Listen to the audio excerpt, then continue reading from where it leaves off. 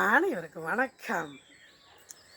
அதாவது அற்புதமான நல்ல கருத்துக்களை மக்களிடத்திலே கொண்டு சேர்த்தது மகாபாரதம். நிறைய டிவியில் ஒளிபரப்பியிருக்காங்க. மகாபாரதம் பார்த்துருப்பீங்க.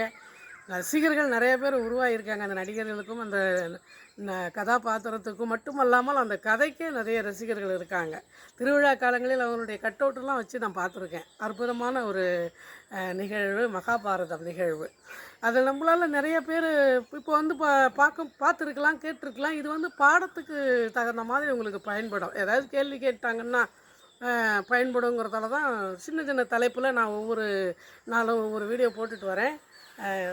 பிடித்திருந்தால் லைக் பண்ணுங்கள். இன்றைக்கி வந்து பாதி ராஜ்யம் பரிசளிப்பேன் அப்படிங்கிறது தலைப்பு.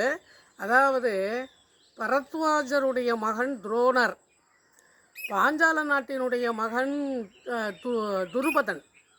இந்த பரத்வாஜரும் பாஞ்சால நாட்டு மன்னரும் நண்பர்கள். அதே போல் இவர்கள் இருவரும் துரோணரும் துருபதனும் நண்பர்கள்.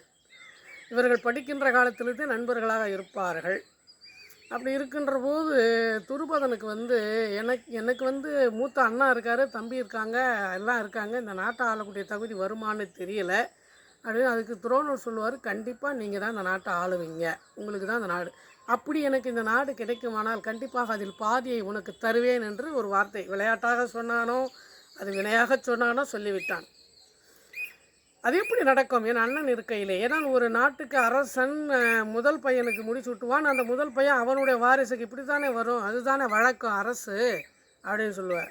அப்போது துருபதனுடைய தந்தையும் அவருடைய அண்ணனும் போர்க்களத்திலே இறந்து விடுகிறார்கள். அவருடைய சகோதரன் இளைய சகோதரனும் சிங்கம் வேட்டையாடுகின்ற இடத்திலே விலங்குகின்ற இடத்திலே இறந்து பட்டான். இப்போது துரோணர் சொன்னது போலவே துருபதன் நாட்டுக்கு அரசனாயிட்டான். இப்போ வந்து அவன் அரசனாயிட்டானா அவன் அப்படி இருந்துட்டு இருக்கான். இவர் வந்து என்ன பண்ணுறாரு, நம்ம துரோணர் கிருபாச்சாரியாருடைய சகோதரி கிருபையை திருமணம் பண்ணிகிட்டு இருக்கார். திருமணம் பண்ணி அவங்க வாழ்ந்துட்டு இருக்கும்போது அவங்களுக்கு அஸ்வத்தாமன் ஒரு பையன், அஸ்வத்தாமன் பிறக்கிறாங்க. வறுமையின் பிடியில் சிக்கி தவிக்கிற காலகட்டம் அது. புலி பசித்தாலும் புல்லை தின்னாதுன்னு சொல்லுவாங்களே, அது மாதிரி தான் இவரும். வறுமையில் செத்தாலும் பரவாயில்ல, யார்கிட்ட போய் கையேந்த மாட்டேன். ஆனால் அவங்க மனைவி நம்ம குழந்தைக்காக நீங்கள் வந்து துருபதங்கிட்ட போயிட்டு கேட்டு வாங்க, பாதி ராஜ்யம் கொடுப்பதாக சொன்னான், ராஜ்யம் கொடுக்குவானா, ஏதாவது கேட்டு வாங்கிட்டு வாங்கன்னு சொல்லி அவங்க அனுப்புகிறாங்க. சரின்னு மனைவி பேச்சு கேட்டு துருபதனை பார்க்க போகிறா. உள்ளே வேலை ஆட்கள் உள்ளே விடமாட்டுறாங்க. இவருடைய உடையை பார்த்து உள்ளே விடமாட்டுறாங்க. நான் அவருடைய நண்பன், எனக்கு பாதி ராஜ்யம் கொடுப்பேன் என்று சொன்னான், இந்த விஷயத்தை போய் சொல் என்று இந்த காவலாளியிடம் சொல்ல, அவனும் சென்று மன்னரிடம் சொல்ல, எவனாக இருந்தாலும் அந்த யாசகனை அடித்து விரட்டு என்று சொல்லி விடுகிறான். கோபம் கொண்ட துரோணர் உள்ளே வந்து பேசுகிறாரு. என்ன கண்ணு தெரியலையா அவனுக்கு? நட்புக்கு இதுதான் அழகா? இதுதான் நட்புக்கு அழகா? நீ என்ன சொன்ன? பாதி ராட்சியம் தரேன்ன, அது கூட தர வேண்டாம், ஒரு பசு கொடு, ஏதோ ஒரு பொருள் செல்வம் கொடு, எதுவுமே இல்லாமல் என்னை விரட்டி அடிக்க பார்க்குறியே. அரசாட்சி உன் கைக்கு வந்ததும் கண்ணு தெரியலையா அவனுக்கு? செல்வத்தின் மீது ஆசை கொண்டு நண்பன் யார் என்று தெரியவில்லையா? நல்ல நண்பனை தயவுசெய்து இழந்து விடாதே அப்படின்னு அவர் பேசிட்டு, இன்றைக்கி வந்து இது உன்னுடைய நாடாக இருக்கலாம், நாளைக்கு இது என்னுடைய நாடாகும், நாளைக்கு இது என் கையில் இருக்கும், பார்க்கிறாயா? இன்னும் சற்று கொஞ்ச நாள் கழித்து பார், நீ வந்து என்னிடம் தலைகுனிந்து நிற்பாய். ஏன்னா இன்று உன்னுடைய நாடு நாளை என்னுடைய நாடாக போகிறது.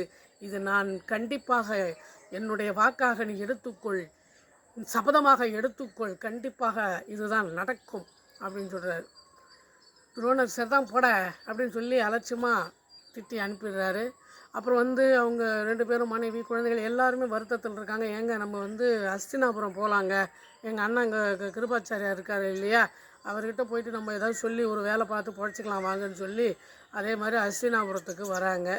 ஹஸ்தினாபுரத்துக்கு வந்ததுக்கப்புறம் அந்த சகோதரருடைய வீட்டிலே தங்கி கொஞ்ச நாள் நல்லா இருக்காங்க. அவர் அப்படி அந்த நகரத்தை சுற்றி பார்த்து கொண்டு இருக்கிறார். அவருக்கு அங்கே வேலை கிடைத்ததா, அவர் சொன்னபடி துருபதனுடைய நாட்டை அவருடைய நாடா ஆனதா என்பதை அடுத்த வீடியோவில் பார்ப்போம். வீடியோ பிடித்திருந்தால் லைக் பண்ணுங்கள், ஷேர் பண்ணுங்கள். நன்றி. மீண்டும் சந்திப்போம்.